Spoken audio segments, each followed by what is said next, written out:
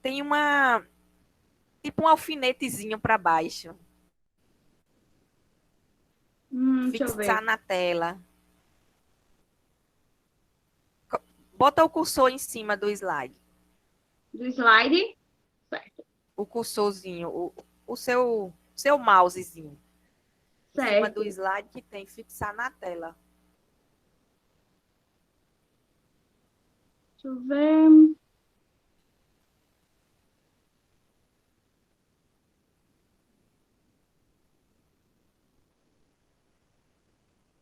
Não tô vendo, viu? Deixa eu ver se eu consigo. Acho que eu não consigo, não. Vocês estão vendo bem agora?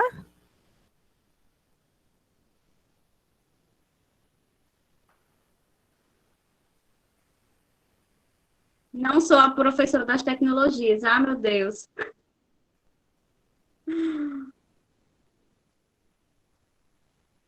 Não tem assim esse fixo, esse. Jaqueline está dizendo que tem que iniciar a apresentação. Tu já abriu? Mas é bom você se apresentar primeiro, que aí a gente consegue te ver. Tá Certo? bom. Bom dia, minha É com gente. você. Obrigada. Bom dia, minha gente. Bom dia a todos e a todas. Eu me chamo Fernanda Marques, né? Sou assistente social de formação. Hoje fiquei com a incumbência de estar facilitando esse momento com vocês, discutindo a disciplina de saúde e serviço social, né? Que me é um prazer discutir essa política, que desde praticamente toda a minha graduação, eu discuto a política de saúde, eu estudo a política de saúde, tenho como formação, experiência no campo da saúde. Eu fiz residência multiprofissional pelo Hospital Universitário Lauro Vanderlei, da Paraíba. E atualmente eu estou como assistente social na UPA, em uma das UPAs, que são unidades de pronto atendimento em João Pessoa. Tem uma dissertação que ela discuta a educação permanente em saúde, porque eu discuto as residências, que é uma ferramenta pedagógica de formação dos profissionais em serviço na saúde, no campo da saúde. E eu também tenho experiência na política de assistência social. Eu também sou assistente social em um CRAS. Atualmente estou em um CRAS, né, na proteção social básica. Então, esses dois espaços socioocupacionais, eles me possibilitam ver aquilo que a gente estuda, a integralidade, né, a rede intersetorial. E por mais que eu esteja na política de assistência social, que existe todo, né, mais assistente social, pode estar na saúde, pode estar na política de assistência social, como seria isso?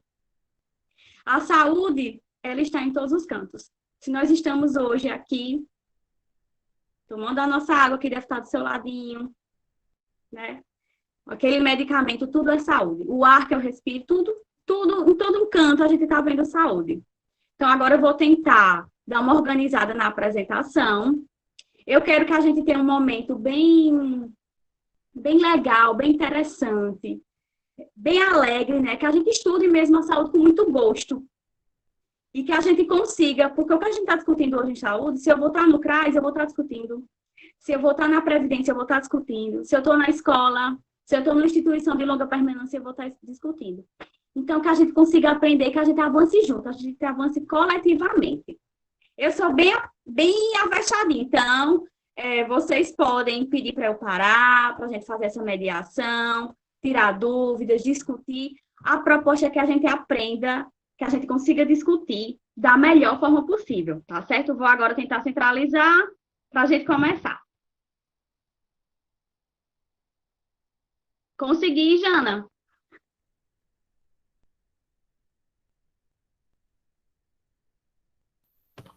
Tu vai iniciar a apresentação. Tu já foi? Já, vou iniciar já. Eu acho que não está centralizado. Vocês estão vendo como o slide, como eu estou? Agora eu fixei no Pessoal. próximo.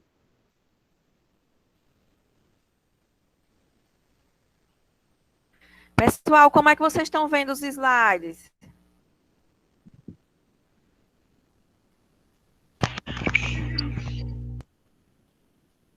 Então vamos. vamos, Fernanda, acho que está dando certo.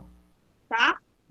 Também gostaria de aproveitar a oportunidade, né, de agradecer às meninas pelo convite, tá certo?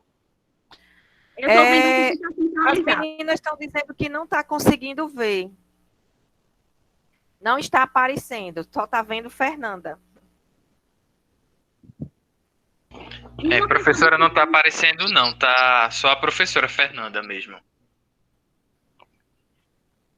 Uma pessoa diz que está centralizado e outras estão dizendo que não está centralizado, né? Que não está mostrando o slide. É porque centralizado quem faz é o aluno. Para mim mostra o slide, mas aparece só como se fosse um aluno, uma linha pequena. Bom dia. Para mim também. Está desta forma, eu imagino que seja porque estejam abertos dois usuários, não seria isso, não? Na verdade, O usuário da professora e o usuário do slide. Em virtude disto, é porque o slide não estaria aparecendo integralmente? Bom dia, professora. Para mim, estava aparecendo duas telas com o seu nome. Porém, uma estava toda amarela, que eu acredito que é a do slide, e a sua que a gente estava ali vendo. Mas, porém, agora só está aparecendo uma tela, que é a sua falando. tem 3 telas de Fernanda. Fernanda, Uma com tu sai e entra de novo. Como é? Tu fecha e faz o link de novo. Entrar de novo. É. Certo. Não vai aparecer aí, não.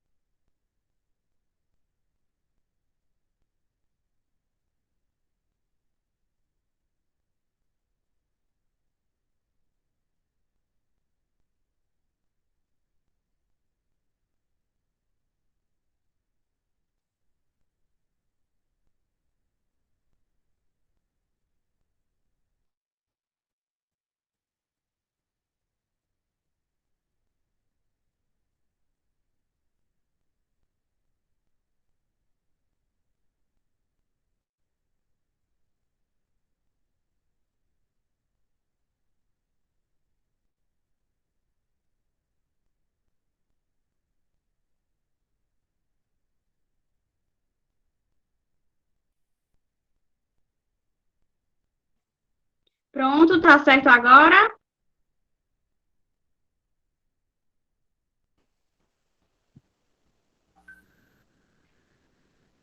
Coloca.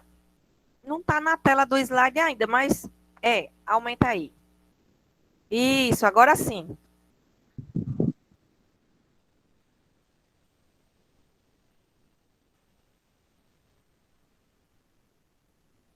Agora tá ok, Fernanda. Ok? Legal. Gente, aí Jana, você vai. Se vocês quiserem perguntar, não tem problema, a gente pode ir discutindo no decorrer da apresentação, tá certo? Pronto, pode deixar que eu estou nessa parte, aí eu fico anotando as participações, tá? Tá certo. E se eu falar muito apressado, minha gente, vocês podem falar para a Janaína para eu dar uma diminuída, porque eu sou bem elétrica. A ementa da disciplina é a gênese e a implementação da política de saúde no Brasil, os impactos do projeto neoliberal e a atual configuração do Sistema Único de Saúde, os desafios atuais, né?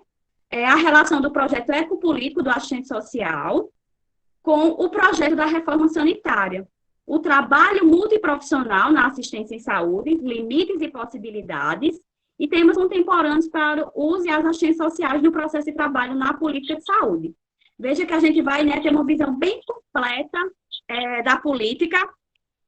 Eu tentei trazer Por que o processo histórico da saúde? Sempre a gente se volta para esse momento de construção da política. Gente, é extremamente importante. Como é que eu vou entender os desdobramentos da política hoje se eu não entendo como ela foi criada? Se eu não entendo o processo de construção dessa política? Como é que eu defendo o que eu não conheço? A gente discute quando está assim no processo de graduação, e aí eu sei que, não sei se nessa turma agora no momento tem colegas além dos agentes sociais, né, tem outras categorias profissionais, é muito massa, vai ser bem interessante as atividades que eu tenho como proposta, essas outras categorias. E aí, a importância, eu sendo agente social, eu sendo psicólogo, educador, eu entender como essa política, que é a garantidora do acesso à saúde, ela foi construída e como ela se encontra hoje. Porque eu entendendo como ela foi construída e como ela se encontra hoje, eu tenho respaldo, eu tenho estrutura e condições de discutir, de construir coletivamente estratégias em defesa e na manutenção dessa política. Os objetivos: apresentar a construção político, social e histórica da estruturação da política de saúde no Brasil e os rebatimentos do projeto neoliberal no Sistema Único de Saúde, bem como os desafios postos à atuação profissional da assistente social. Compreender a intrínseca relação do exercício profissional da assistente social com as pautas do projeto da reforma sanitária, a partir do projeto ético-político do serviço social. Debater o processo do trabalho em saúde, com enfoque para a ação multiprofissional e uniprofissional do serviço social. Multi, porque são vários profissionais, várias categorias, né, profissionais, e uniprofissional quando é uma única categoria. Aqui eu trouxe como enfoque o serviço social, porque é a disciplina social. Mas o uniprofissional, a gente pode entender só o psicólogo, só o enfermeiro, só o agente social, tá certo? A gente já tem uma dimensão, porque às vezes, quando a gente está no processo de trabalho, alguns colegas dizem alguns termos e a gente fica meio perdido. Que é de necessidade que a gente entenda o que são esses termos e o que eles implicam no processo de saúde, tá certo? Debater o processo de trabalho em saúde com enfoque para a ação multi e uniprofissional e dialogar sobre os desafios e possibilidades contemporâneos no campo da saúde e as principais resoluções do Conselho. E esse ponto, esse último objetivo, ele é extremamente atual, né? Como vocês sabem, em João Pessoa, as unidades de são as referências no atendimento às pessoas que estão com suspeita ou que já estão com casos confirmados de Covid. E as implicações que esse processo, que essa pandemia causou, de modo geral, a todos os profissionais, mas com maior destaque para a nossa atuação profissional, tá certo? Como é que vai ser o processo avaliativo? Por que eu estou dizendo isso?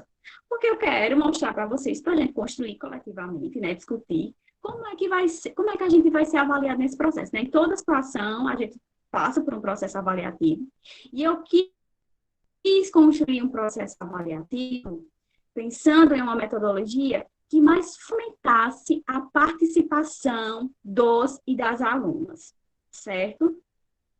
E aí, participação, claro, né? A gente vai discutir uma política, somos profissionais, seja agentes sociais ou de outras categorias profissionais. Então, é importante que a gente discuta, que a gente pense. Hoje, a proposta é que a gente saia com a cabeça bem quente, sabe?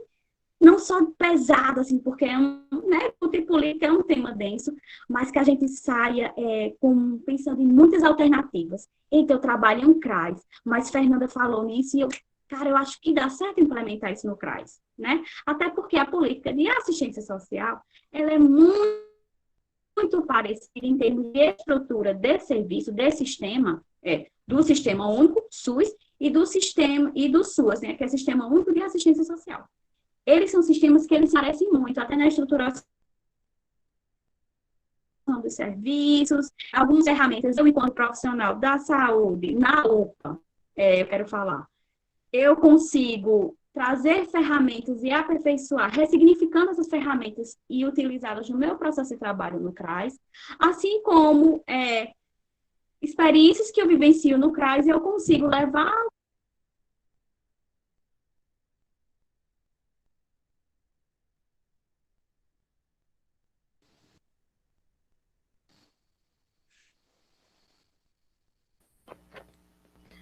Fernanda, tá mudo, viu? Tá sem áudio. Meu Deus, estava mesmo, mulher, estava desligado. Agora melhorou, desligou automático. Melhorou, gente? Agora voltou. Pronto. Qualquer coisa, por favor, Voltou. falem, tá certo? Desligou automático aqui na máquina. A gente vai ter... Mas parou agora ou já parou faz tempo?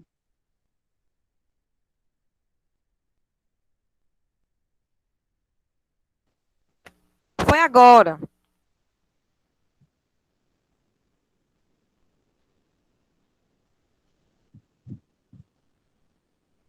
Como metodologia, eu vou seguindo, certo? Se atrapalhar, se desligar, vocês comunicam novamente, tá bom? Como outro ponto de atividade avaliativa, nós vamos ter a atividade em grupo, que ela vai ser passada na última aula, e a atividade individual. A atividade individual, ela vai ser passada ainda hoje, tá certo? A gente vai fazer essa atividade individual ainda hoje. A construção da política de saúde no Brasil, anos 80. Eu trouxe como marco histórico para a gente discutir a política de saúde os anos 80, que são os anos de fomento mesmo, que houve grande mobilização da sociedade civil, em termos gerais. Em termos de saúde, foi o ano de maior efervescência política, sanitária e social, tá certo? No que diz respeito, quem fala é Bravo, né? Maria Inês de Souza Bravo.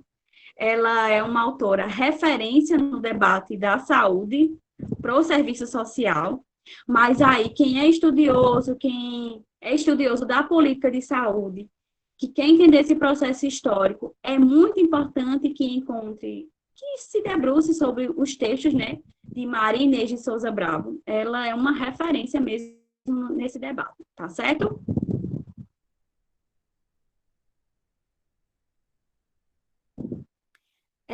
No que diz respeito à saúde, o incentivo do Estado era para o setor privado, com assistência especialmente voltada ao trabalhador regular. Isso a gente está falando um pouco dos anos 80, tá certo? Com carteira assinada. Quem é trabalhador regular? Era só aquele com carteira assinada. Ao restante da sociedade, isso eu estou falando anos 40, anos 50, anos 60, era a saúde, elas estavam, como a professora Vanessa disse, elas estavam muito interligadas ao setor, à previdência, não é isso? Então, só quem era esse trabalhador? Aquele que contribuía, aquele que tinha a sua carteira assinada. E para o restante da população que estava à margem do mercado formal de trabalho. Restavam as atividades que eram chamadas as campanhas coletivas, que ainda hoje a gente tem essas campanhas coletivas, né? Que são campanhas que elas estão muito mais no processo de prevenção e promoção da saúde. Mas antes dos anos 80, essas campanhas eram mais no sentido de tentar conter a situação de pobreza que assolava o país. Era muito mais um controle, né? Do que pensar na saúde como um direito, pensar na saúde como um bem da sociedade, tá certo? Ao restante da sociedade, couberam as campanhas coletivas realizadas pelo governo, a recorrência às instituições filantrópicas ou compra direta dos serviços, né? Então, a saúde, antes dos anos 80, como a gente já conhece um pouquinho, quem podia pagar a saúde era via setor privado. Quem não tinha condições de pagar, ou restava as campanhas coletivas, ou pela benemerência. Melhorou, gente? Janaína me mandou uma mensagem dizendo que estava cortando muito. Melhorou agora? Tá ok? Estou vendo aqui pelas mensagens que tá ok. Pronto. Então, valeu, massa. Qualquer coisa é só falar, tá certo? Então, entende, né? Que antes da Constituição Federal, antes dos anos 80, né? Antes que o SUS se estruturou, a gente tinha essa saúde que era como se fossem dois polos, vamos pensar assim. Eu também, só um recorte, eu tentei construir um material que aí, se fosse presencial, se a gente tivesse tido condições já, visto que a gente, né, nem imaginava dessa situação de pandemia, eu queria construir com vocês mapas mentais. Porque os mapas mentais, eles nos ajudam a fixar o conteúdo. A gente tem algumas estratégias que a gente consegue fixar o conteúdo, certo? Como a gente não pode, né, em virtude da situação que a gente se encontra, não pode estar presencial, eu construí, usando o Smart Art, alguns mapas mentais. E aí, qual é a proposta? Que vocês peguem e vão anotando nos cadernos, puxando as setas de vocês, de forma que esse processo que a gente esteja discutindo a saúde, consiga fixar, para a gente ficar maturando, sabe? Hoje a gente está tendo o segundo contato, né? Vocês tiveram contato com o material, com os slides, e agora a gente está tendo um processo de explicação, de exposição dessa aula. Então, é mais um processo de aproximação com esse material. Mas nada substitui as suas anotações. As nossas anotações pessoais, gente, elas são fantásticas. Para o nosso processo de aprendizagem, até porque, eu sou uma concurseira, né? Ainda hoje sou uma concurseira. Então, esse material, a proposta de fazer esse material foi pensando em duas coisas.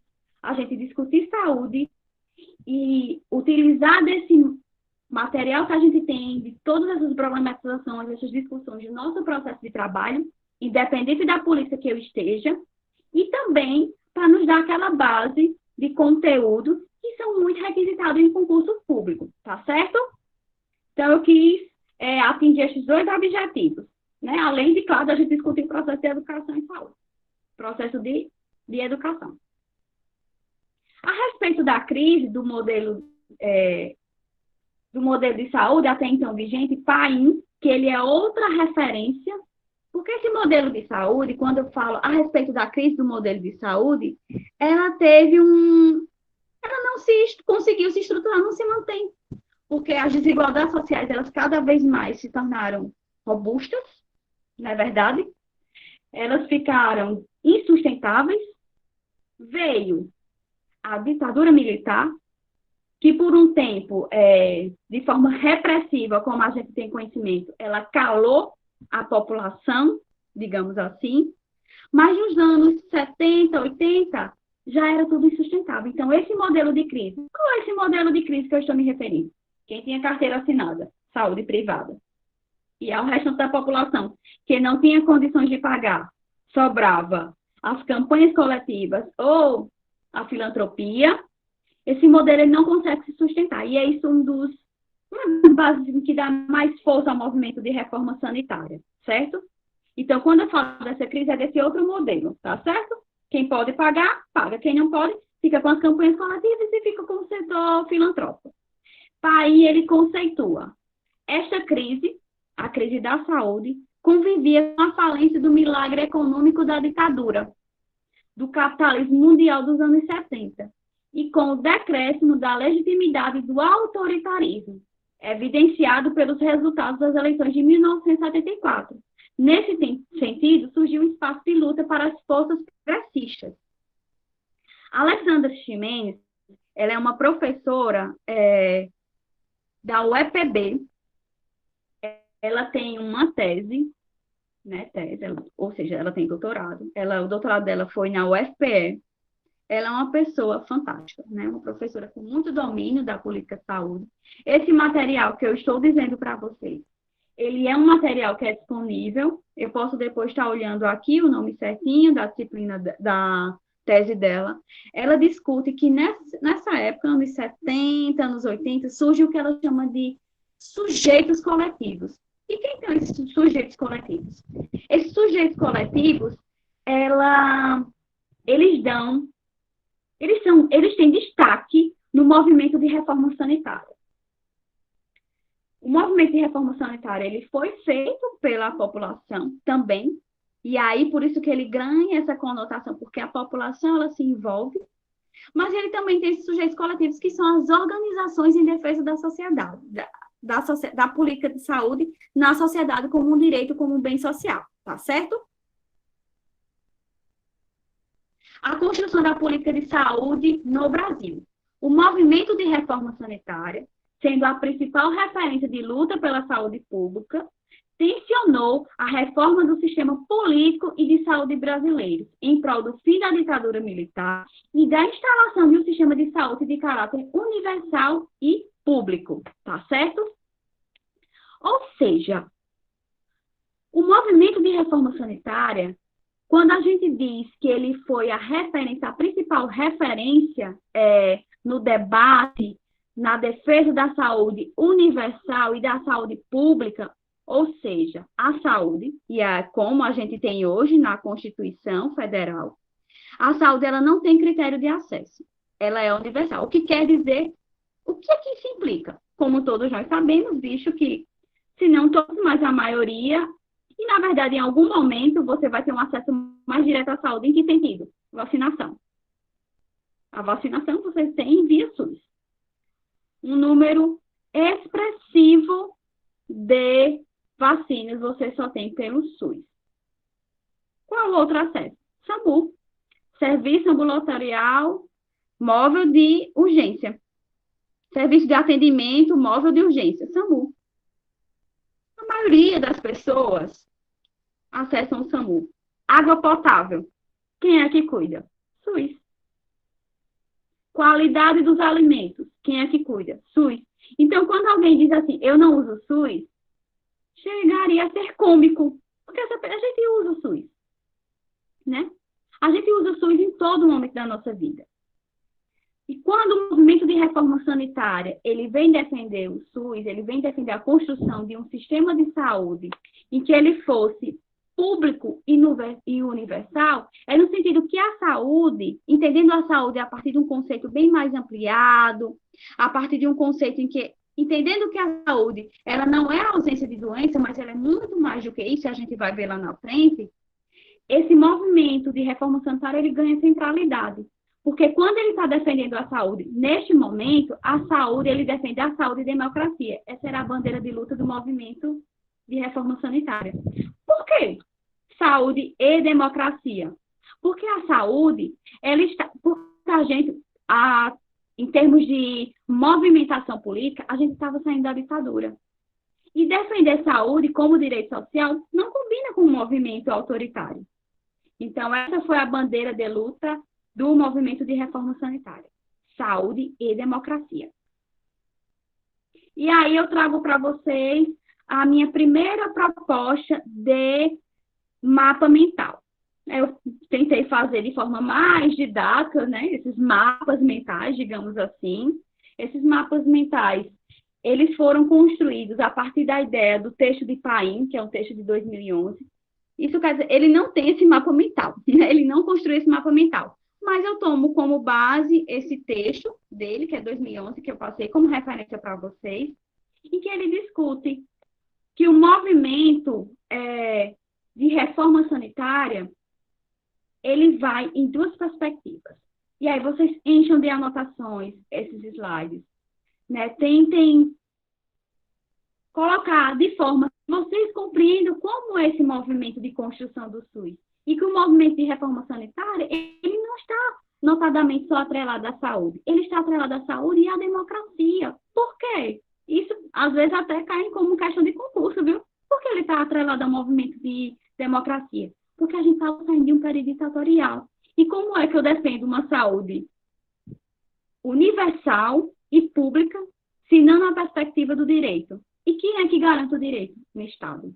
Um Estado democrático. Estado democrático de direito. Olha a gente fazendo as relações, né? Tá vendo? Ditadura, bota aí movimento de reforma sanitária em defesa da democracia e saúde. E quando eu falo isso, é porque a gente estava saindo da ditadura. Vá construindo as suas setinhas, vá no seu caderno de anotações, vá fazendo essas anotações que são bem importantes, tá certo? A área da saúde, ela foi foi pioneira nesse processo devido à efervescência política. Que processo? Esse processo de democratização, certo? Visto que a gente estava saindo do processo ditatorial. Devido à efervescência política que caracterizou desde o final da década... Professora, Oi? professora, eu me chamo Renata, licença.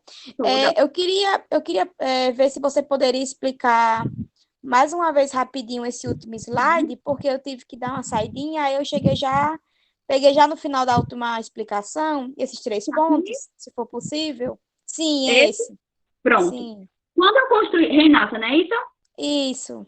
Pronto. Renata, quando eu construí esse slide, que ele tem uma proposta de um mapa mental, foi por quê? O movimento de reforma sanitária, a bandeira de luta do movimento de reforma sanitária, aí quando eu estou falando do protagonismo que o movimento de reforma sanitária teve nos anos 80, né, para a construção do SUS, anos 70, 80, foi em que sentido? Qual era a bandeira de luta do movimento de reforma sanitária? Saúde e democracia. Por quê, Fernanda? Era saúde e democracia. A gente está saindo de que época? Da ditadura. E o movimento, ele defendia a saúde universal e pública. Como é que eu defendo uma saúde universal e pública se não for a partir da perspectiva do direito? Ou seja, que é direito. Se ela é universal, se qualquer pessoa pode ter acesso à saúde, então ela é a partir do direito, certo? E se ela é pública, é porque ela é garantida pelo Estado. Regime ditatorial não combina com o Estado democrático de direito. Tá entendendo? Você está conseguindo entender, Renata? Então, quando... Sim, professora. Porque eu tinha acompanhado só a partir da segunda parte, mas eu estou entendendo sim. Obrigada, viu? De nada, sempre pode falar, viu, minha gente? Pode pedir para repetir, que eu repito. O importante é que a gente consiga avançar coletivamente nesse processo de discussão, certo? Então, quando eu digo que a saúde, o movimento de reforma sanitária, ele está na perspectiva da garantia dos direitos sociais e do processo de democratização, e ainda hoje, o movimento de reforma sanitária, os idealizadores, né, e nós, enquanto profissionais de saúde, visto que o assistente social, ele é um profissional da saúde, certo? A gente tem que estar na defesa da saúde a partir de um Estado democrático do direito, tá certo? Posso avançar? Então, a saúde, a área da saúde, ela foi pioneira neste processo devido à efervescência política que caracterizou desde o final da década de 70 e a organização do movimento de reforma sanitária, que congregou movimentos sociais, intelectuais e partidos de esquerda contra a ditadura. Olha aí o caráter democrático, ou seja, a defesa pela democracia que esse movimento ele traz em sua base, com vistas à mudança. Que mudança? Essa mudança que estava posta, que era vigente na sociedade brasileira, de repressão, de um Estado que ele não estava voltado para o atendimento das necessidades sociais da população. E aí era para a mudança para um sistema nacional de saúde, em que ele tivesse o caráter público, universal, participativo, descentralizado e de qualidade. Vamos ver. Universal, público, participativo. Quando eu digo participativo, é de toda a sociedade participar, descentralizado e de qualidade. Olha aí os princípios que efetivam o SUS já aparecendo. Então, veja como o que a gente tem instituído hoje enquanto política de saúde, enquanto Sistema Único de Saúde, ele está atrelado ao movimento de reforma sanitária, que deve ser a nossa principal referência. Fernanda, mas como é que eu consigo aplicar isso no meu exercício profissional? Gente, se houve olhe, para mim, enquanto profissional, qual é a primeira coisa que eu penso? Se foi um movimento em que ele garantiu a mobilização da sociedade, em que a sociedade participasse, para a gente sair de uma época de ditadura e conseguir implementar um sistema único de saúde, que ele é referência mundial, a primeira coisa que me vem à cabeça é, por meio da participação social, vulgo controle social, a gente consegue fazer frentes de enfrentamento ao desmonte da saúde. É a primeira coisa que eu penso.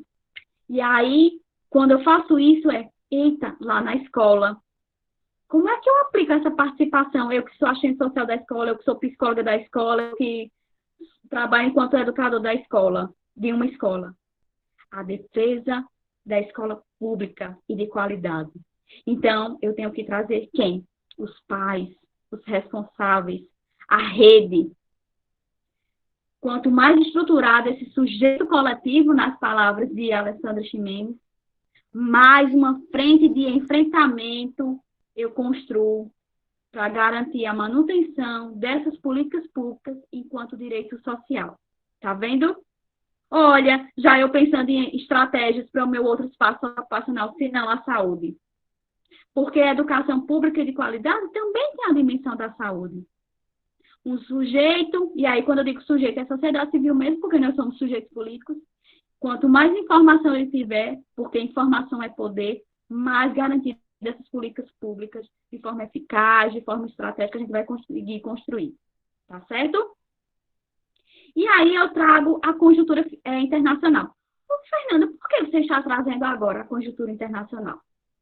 A gente sofreu, vamos dizer assim, quando eu digo a gente é sociedade brasileira, o Brasil, ele sofreu mais esses rebatimentos do que vinha vivenciando a nível internacional nos anos 70, nos anos 90. Fernanda, confundi. O que é que eu quero dizer?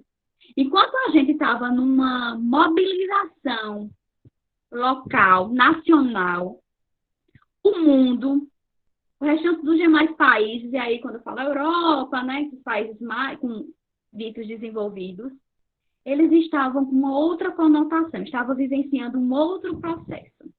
A gente vinha mais de um momento interno, em que a gente estava saindo de uma ditadura e batalhando pela democratização. Eu também tentei estruturar isso na forma de um mapa mental, de forma mais didática, né, para a gente tentar compreender e fixar algumas ideias que são bem importantes para o nosso conhecimento enquanto sujeito político e para o meu exercício profissional, para eu entender o que foi que a gente veio sofrer nos anos 90, que é o que, de certa forma não, que a gente está vivenciando hoje, muitas vezes de forma ainda mais avassaladora, tá certo?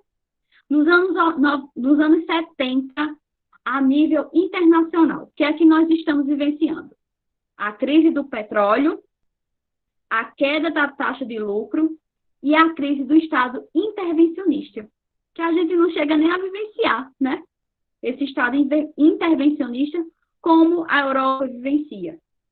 Então, a gente tem um curto lapso de tempo, pensando na realidade do Brasil, em que a gente garante o mínimo, né, de estrutura política, e aí a professora Vanessa, ela falou de forma muito massa, né, que a gente aprendeu mesmo, que a gente consegue estruturar pelo menos a Seguridade Social, garantindo essas três políticas, consegue garantir a educação pública, a habitação, mas com maior ênfase, a partir desse conceito de Seguridade Social, a gente tem a Previdência, a saúde e a assistência social, né, que são políticas que cada uma tem a sua particularidade, como a professora Vanessa falou, mas que elas estão estruturadas nesse mesmo sistema. E o que é que nos implica?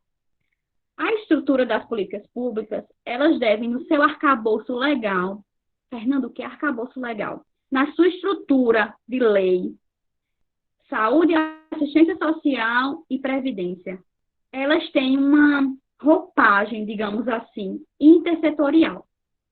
Veja que é por isso que são uma das políticas que a gente mais consegue articular. Fernanda, mas a gente só consegue articular com essas políticas? Não, né?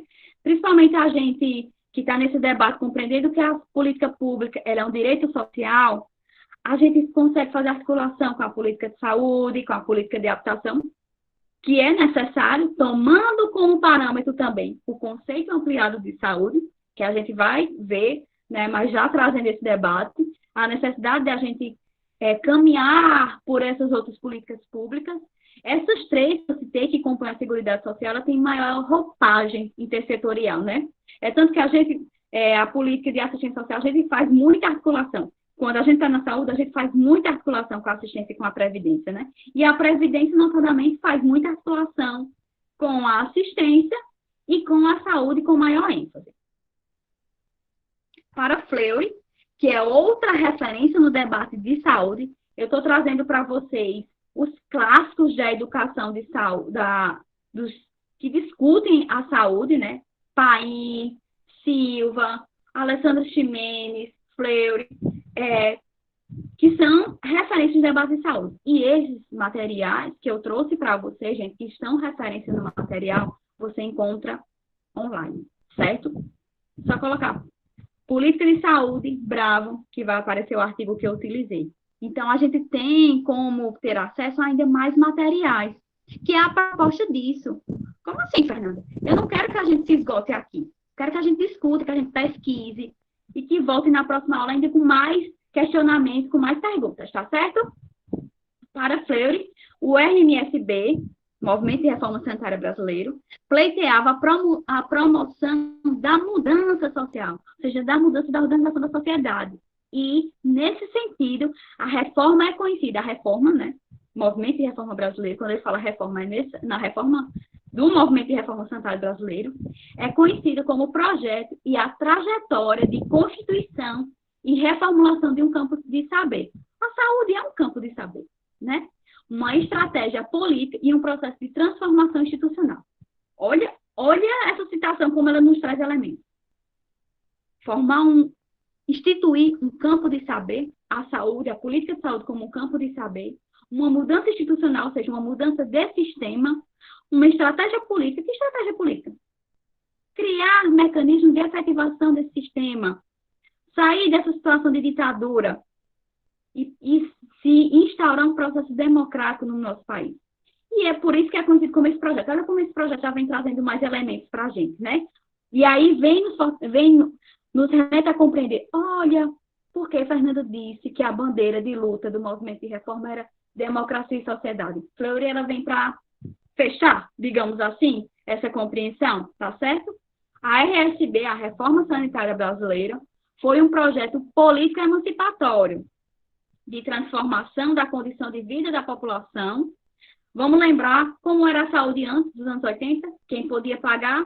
Setor privado, que eram só os trabalhadores de carteira assinada, né? Que eram aquelas pessoas que contribuíam, então tinha o sistema de saúde por esse viés, como Vanessa falou também. E as pessoas que não tinham como pagar ficavam pela caridade, pela filantropia ou pelas campanhas coletivas que não tinham o impacto que tem hoje, digamos assim, né? Até porque elas não tinham a perspectiva que elas têm hoje. Como assim, Fernanda? Vacinação, qual a perspectiva? Proteger a população de um possível adoecimento. Outra coisa, qual é a luta agora da pandemia? Desenvolver a vacina, não é isso? Para combater o coronavírus. Então, quando eu digo que a saúde é um campo de saber, porque é um campo de saber que é fomento de pesquisa. É um campo de saber. E aí, estruturação do sistema institucional, transformação do sistema institucional. Tá vendo? Que eu estou falando disso que Fleury falou do movimento de reforma sanitária dos anos 80 e 90, mas a gente está vendo hoje. Porque quando eu falo que a saúde é um campo de saber, as pesquisas hoje, tratamento de câncer, cura do HIV/AIDS, criar a vacina que combate o coronavírus. Isso são por quê? Porque a saúde é um campo de saber. Tá vendo a gente fazendo link? Olha aí a importância de eu compreender o processo histórico. Entendido enquanto melhorar, transformar as condições de vida da população. E isso reforça que a saúde é um campo de saber. Por quê? Olha como é que está a desigualdade social do país, a condição de vida da população. E aí a necessidade da gente estar procurando melhores condições, estar procurando desenvolver estratégias em que diminua esse nível de desigualdade social, né? Que a política de saúde ela seja, de fato, com maior qualidade, que ela seja pública, que ela seja universal, que pessoa em qualquer local do Brasil, ela tenha acesso, certo? Entendido também enquanto resistência em torno da defesa da saúde como direito social de aplicabilidade imediata por parte do Estado. Fernanda, como assim? Isso é uma citação de Silva, né? Isso é um pensamento de Silva, na verdade. Como assim aplicabilidade imediata? Você chegar no serviço de saúde e você ser atendido. Aplicabilidade imediata. É nesse sentido. E como assim resistência? Quando eu digo resistência em defesa da saúde, olha o apontamento que Silva já faz, né? Silva já é um pensamento que traz dos anos 2010 mas que veio do movimento de reforma sanitária, que foi da defesa do sistema de saúde público, universal e gratuito, e defesa da mudança de um status de organização social de saúde. E aí a gente hoje, nessa conjuntura política que a gente está vivenciando, defender a democracia e defender a saúde como um direito social se torna ainda mais contemporâneo. Não é verdade? Final dos anos 80, século XX, na verdade, o que é que nós temos?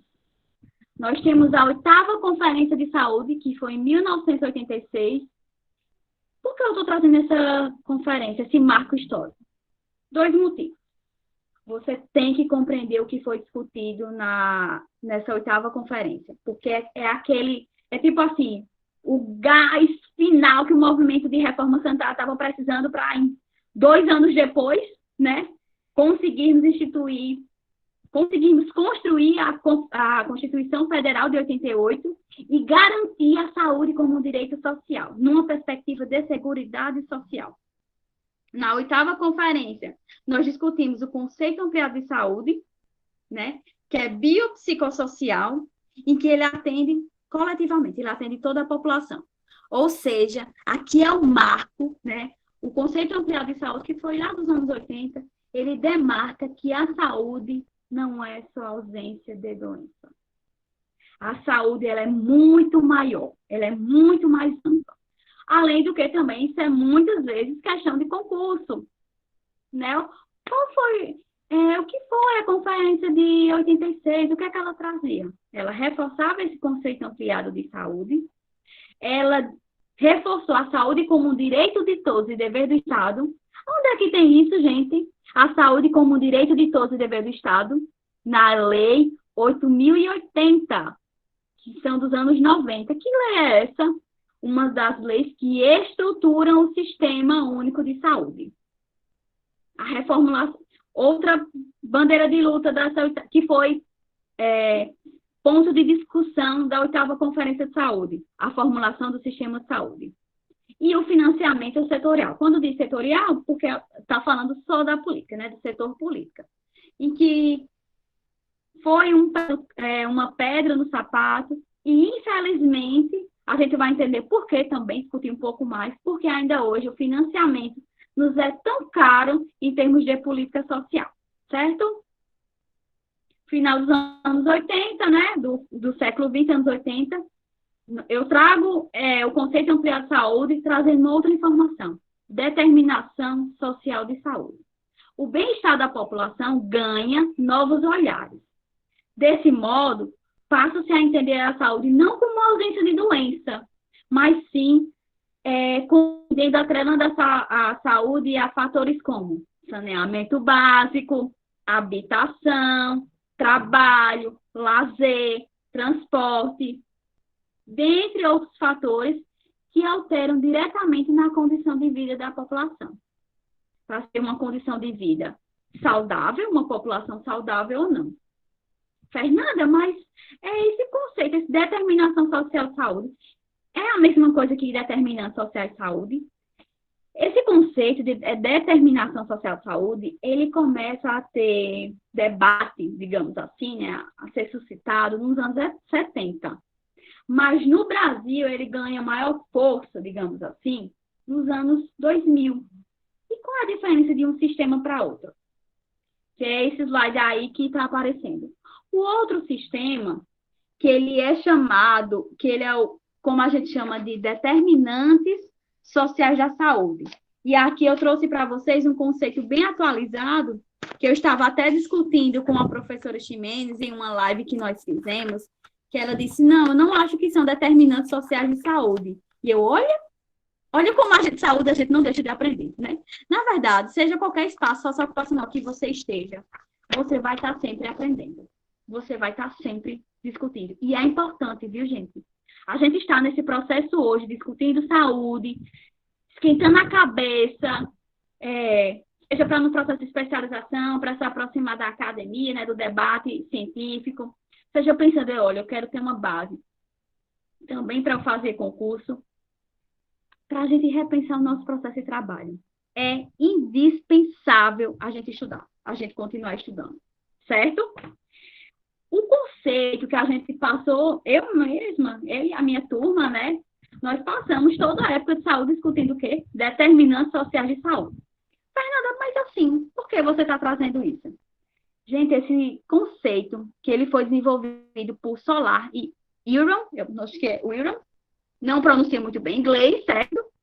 Que eles vêm discutindo é que eles vêm atrelando a saúde à questão estrutural. Como assim, Fernanda? Ao contexto socioeconômico e político, à governança, a como o Estado ele conduz o sistema de saúde, a garantia desse sistema de saúde universal e público, as políticas sociais, mercado, trabalho, habitação, reforma agrária, educação, a cultura e valores sociais. No outro, que diz, que é o que a gente sempre conheceu como determinantes sociais de saúde, e hoje eu fiz a opção de trazer essa determinação social de saúde, por ser um debate, um campo do saber na saúde, que vem ganhando efervescência e concordar com que os autores Solar e Iron, eles defendem, né, como determinante social da saúde.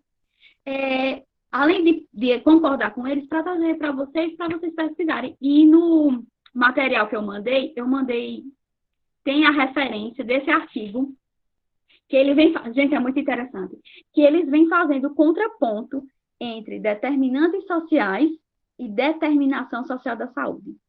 Primeira coisa, quando eu digo determinantes sociais de saúde, não me dá a ideia de determinantes, vários. Né? Não dá a ideia de vários. Então, é que é isso que os autores, o primeiro ponto que os autores problematizam. Que esses determinantes é como se fosse uma fragmentação das interferências na saúde. E quando eu trago determinação social da saúde, eu entendo que é como a sociedade ela está organizada. E aí, Fernanda, não estou entendendo. Qual é a estrutura, o arcabouço ainda vigente hoje? O sistema capitalista. E como é esse sistema capitalista? Na mesma medida que ele produz muita riqueza, ele produz pobreza. Olha a articulação, como é importante. Fernanda, mas assim, e no meu processo de trabalho, como é que eu vejo isso? A partir do momento que você compreende isso, Fernanda, qual é o primeiro pontinho que vem? Que eu já até falei. Como é que eu consigo? E aí eu sou muito otimista também, viu, gente? Sou uma otimista nata. Otimista que acredito que a gente consegue defender, sim, a política de saúde, mas por meio de muita organização social. Ou seja, por meio da participação social. A gente só consegue superar a ordem social vigente por meio da organização coletiva. E aí, enquanto assistentes sociais, psicólogos, enquanto trabalhadores da saúde, enquanto trabalhadores do serviço público, enquanto sociedade civil. Ou seja, no outro modelo, que é de Dawkins e de Wilder, que eles propõem o modelo de determinantes sociais de saúde, e que dá essa ideia de fragmentação. Esse modelo proposto por Solar, e que ele vem ganhando, como é que eu posso dizer, maior espaço no campo da saúde, é porque eles não fragmentam essa compreensão de saúde, mas como assim fragmentam? Dá a ideia de que, tipo, se eu resolver a educação, eu consigo resolver a saúde. É suficiente, gente, eu resolver a educação, eu consigo resolver a saúde? É claro que eu preciso ter uma dimensão do todo.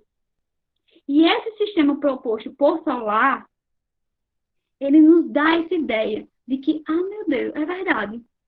A economia de práticas sociais ligada à noção de estratégias, e essas estratégias destinadas à transformação das relações sociais. Igual as relações sociais hoje vigentes, burgueses e trabalhadores. Tá vendo?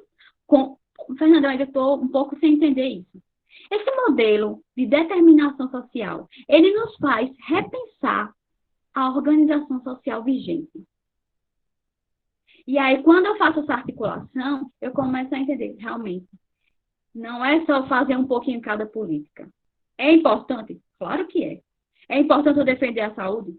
Extremamente importante. É importante eu defender a educação pública de qualidade? É extremamente importante. Mas só por meio da organização da sociedade que a gente consegue transformar as relações sociais. No modelo proposto por Dahlgren e colaboradores, essa linha que fala da estrutura da organização social vigente, ela é bem fina. Ela até meio que no formato de um arco-íris. Vocês lembram? Essa não. E vocês estão vendo que esse novo modelo, esse modelo proposto, essas setas, elas vão e voltam, né? Primeiro tem os determinantes estruturais das iniquidades de saúde, que está atrelado à ordem social vigente, e depois tem os determinantes intermediários da saúde. E aí eles colocam o sistema de saúde.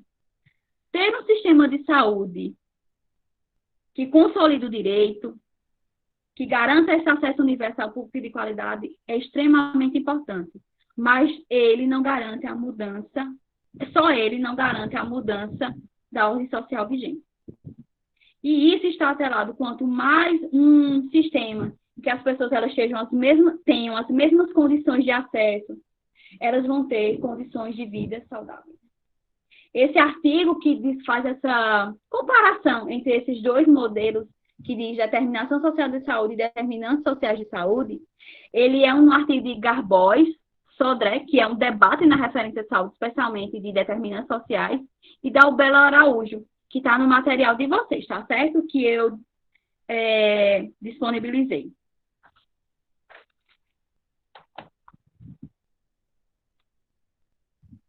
Durante o movimento de reforma sanitária, como é que estava o serviço social? E aí, quem chuta como é que estava o movimento de reforma sanitária? Durante o movimento de reforma sanitária, como é que estava o serviço social? Alguém chuta? Pode falar no chat, viu, que eu consigo acompanhar. Como é que vocês acham que estava o serviço social?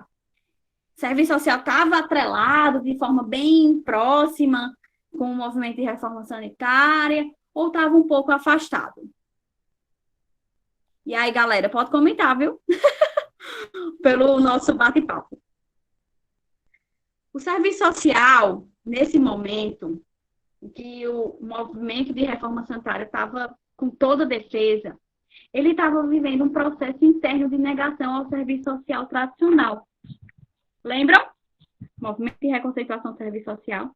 Então, nesse momento de maior efervescência política e sanitária, por que política e sanitária mesmo, Fernando? Por que você está utilizando esses termos?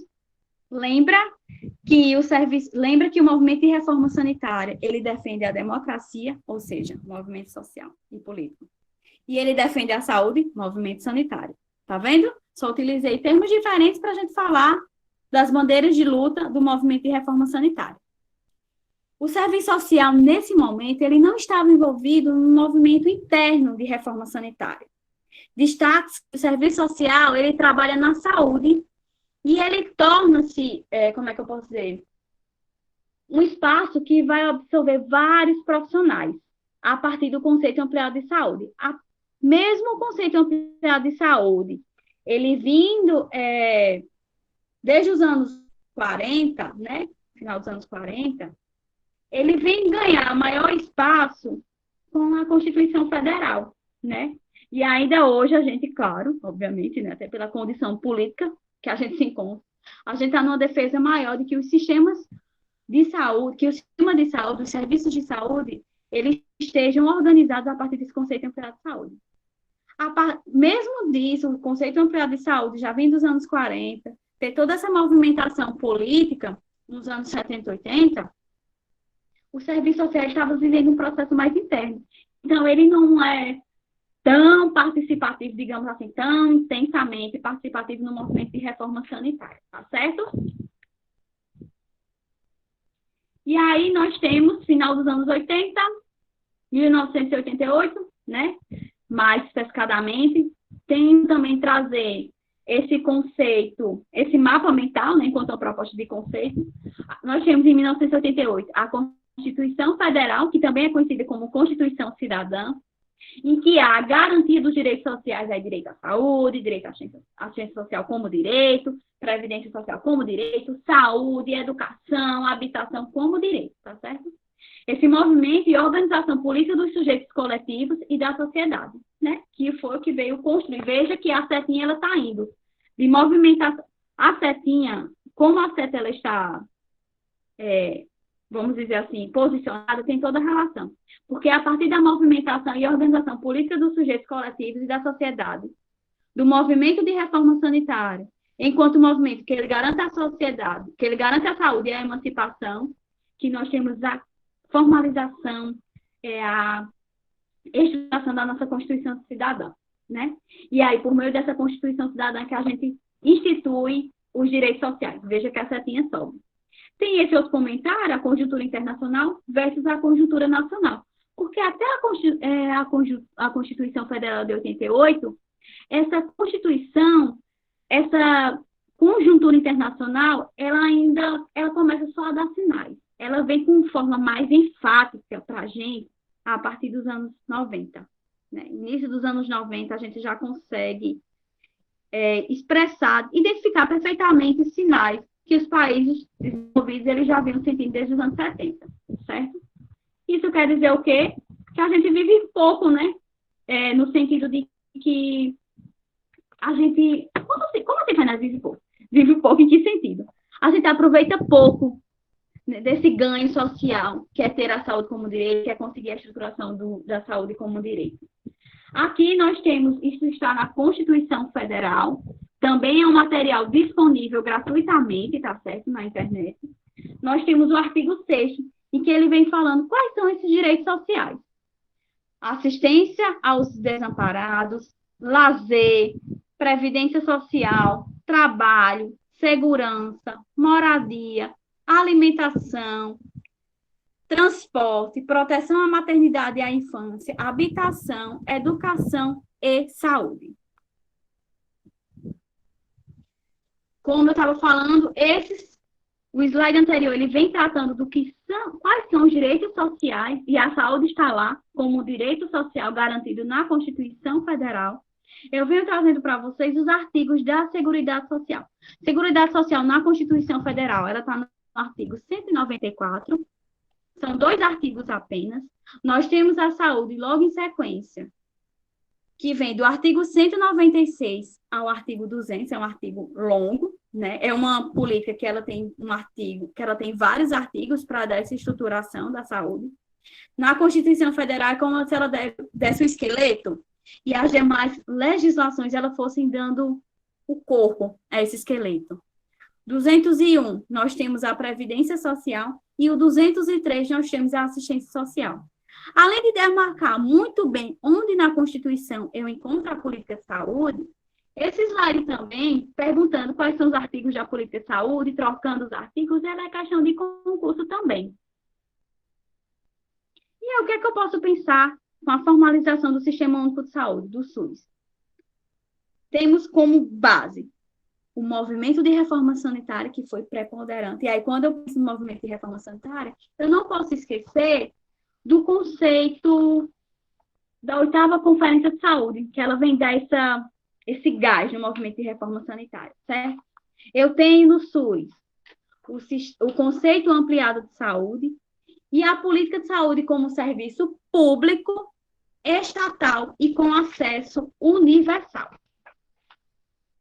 Gente, se eu estiver falando muito rápido, vocês falam. Aqui, eu venho trazendo, de forma bem, né, generalista, claro, isso aí eu estou trazendo para vocês depois darem uma lida, é importante que a gente se aproxime desse material. Esse material, quando eu falo, é a Constituição Federal, notadamente lendo os artigos, né, da política de saúde. O artigo 196, ele vem trazendo o direito de todos e dever do Estado. As políticas sociais e econômicas, né, que a saúde ela deve ser garantida mediante políticas sociais e econômicas, a redução dos riscos, o acesso universal e a promoção, proteção e recuperação de saúde. Em termos gerais, o artigo 196, ele vem falando isso, né, que ele já vem dizendo, é direito de todos, dever do Estado. No artigo 197, vem dizendo que é o Estado quem regulamenta, fiscaliza e controla. Seja pelo meio da execução direta, ou seja, da estrutura do Estado, municípios, Estado e União, ou seja, por terceiros, né? E quando eu digo por terceiros, é a saúde pública que deveria ser de forma suplementar. Mas que, infelizmente, e aí a gente vai discutir, nos anos 90 ela ganha uma roupagem muito maior do que a que foi idealizada pelo movimento de reforma sanitária.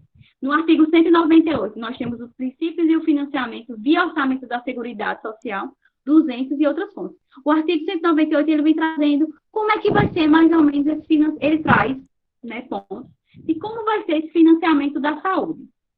O artigo 199, ele vem dizendo que a assistência à saúde é livre à iniciativa privada, de forma complementar, preferencialmente por entidades filantrópicas. E o artigo 200, ele traz controlar e fiscalizar produtos como incumbência, né, a partir do campo da política de saúde. Controlar e fiscalizar produtos e substâncias de interesse do SUS, de vigilância epidemiológica. E nesse ano, de forma ainda mais enfática, a vigilância epidemiológica, ela ganhou, vamos dizer assim, mais visibilidade da sua importância no SUS. Porque é a vigilância epidemiológica que vem fazendo esse controle dos casos suspeitos e confirmados de Covid. É a vigilância epidemiológica que é do SUS que nos garante entender o estado que tem mais casos, o estado que está estabilizando, o estado que está com menos casos. E ela consegue fazer essa leitura de nos dar a margem de quantos das possibilidades de aumento de uma segunda onda, por exemplo.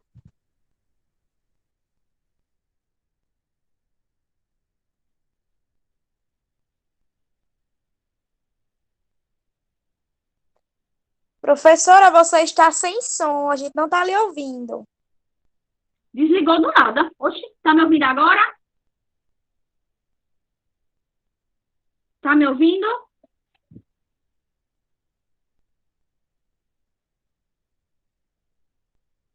Olha, quando alguém desativa o microfone... Então, pode falar, tá ativo agora, dá para ouvir. Sabe o que é quando alguém desativa o microfone? Meu desafio.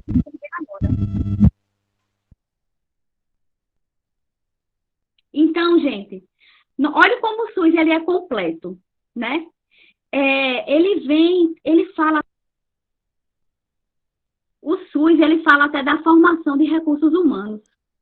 As residências, que eu disse que eu tinha experiência na residência, ela é uma forma pedagógica de formação de recursos humanos. O PET, de recursos humanos. As capacitações do SUS, formação de recursos humanos, e tudo é pensado e garantido via SUS. Temos também o saneamento básico, o desenvolvimento científico, as pesquisas, e aí o que seria da gente, né, a nível mundial, se não fossem as pesquisas que estão aí numa luta frenética para desenvolver o mais rápido possível a vacina, né? Nós temos alimentos, a preocupação com os estudos com o controle no campo dos alimentos e da água, e a proteção ao meio ambiente, entendido também como meio ambiente enquanto trabalho. Eu trouxe, claro, porque isso vem trazendo parágrafos, os incisos, mas para vocês terem uma ideia da amplitude que é a política de saúde. Dos artigos 196 aos 200, vem migrando entre a saúde como direito de todos, dever do Estado, a responsabilidade do Estado na regulamentação, fiscalização e controle. Já vem trazendo os princípios sobre o financiamento. Vem dizendo que a saúde suplementar ela pode, sim, estar no SUS, mas qual era a ideia do movimento de reforma sanitária antes? Porque o SUS não ia construir um sistema assim, né, de uma hora para outra. Então, que a iniciativa privada ela fosse de forma suplementar, mas que a partir do momento que o SUS ele fosse no processo de implementação, ele fosse ganhando pouco e fosse diminuindo a porção dos planos privados de saúde, por exemplo. Essa era a ideia do movimento de reforma sanitária, certo? E aí, por fim, nós temos o controle de outros pontos, de outros âmbitos que são importantíssimos para a gente entender a amplitude da saúde. A alimentação que chega à minha mesa, ela é controlada pela saúde. As escolas pela vigilância epidemiológica e vigilância sanitária, pela vigilância sanitária, na verdade.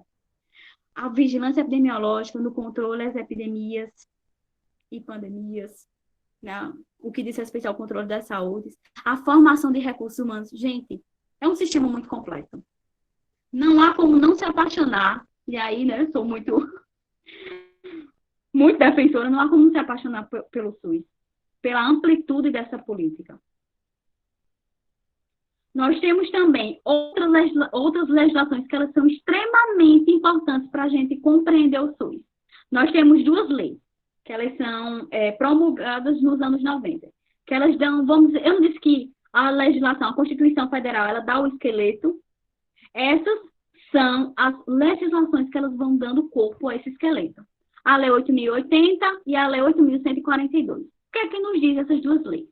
A Lei 8.080, ambos dos anos 90, ela traz a promoção, a proteção e a recuperação de saúde, a organização e o funcionamento dos serviços de saúde. Ela faz a estrutura, ela faz a discussão de todo o sistema de saúde, como é que deve estar estruturado. Como assim, Fernanda? Por exemplo, eu não estou entendendo como é essa estruturação. O sistema não é dividido em atenção primária, intermediária, média complexidade e alta complexidade.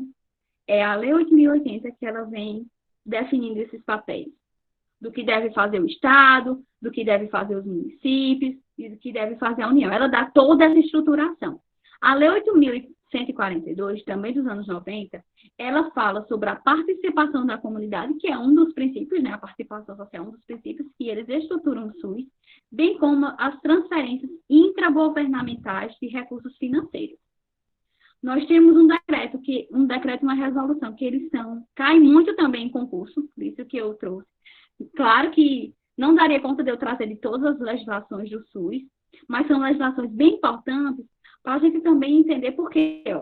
Hoje eu posso estar numa UPA, mas daqui a alguns anos eu posso estar ocupando a função de alguma secretaria de saúde, estar ocupando outro setor, estar ocupando alguma coordenação. E eu ter dimensão dessa estrutura legislativa do SUS é o mínimo que se pensa de uma pessoa que vai assumir a função de coordenação, que vai assumir alguma secretaria.